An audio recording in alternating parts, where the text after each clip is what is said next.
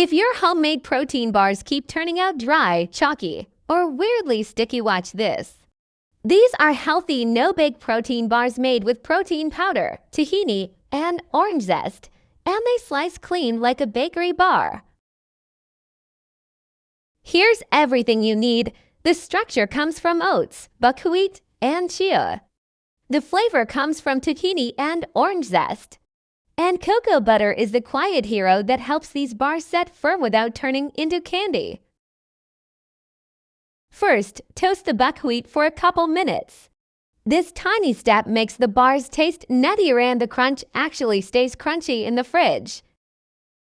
In a big bowl, mix your dry ingredients until the color and texture look even.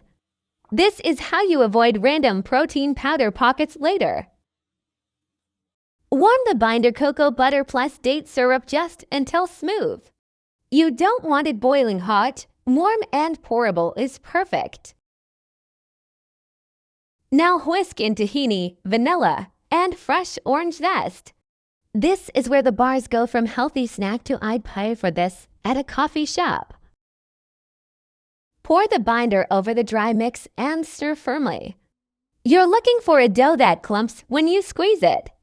If it looks dry, add water 1 teaspoon at a time. This is the test. Squeeze a little. If it holds together, you're good. If it falls apart like sand, add a tiny splash of water or a touch more syrup. Press it in like you mean it. A firm, even press is the difference between crumbly bars and perfect, clean slices.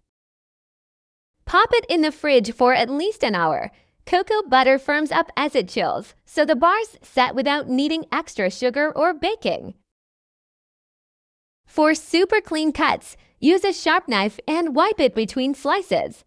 If you want extra perfect edges, warm the blade under hot water, then dry it. And that's it, healthy, no-bake protein bars with protein powder that aren't sticky, aren't chalky, and actually taste amazing. For the full recipe and all the swap tips, check the link in the first pinned comment or visit nobakedessertslab.com.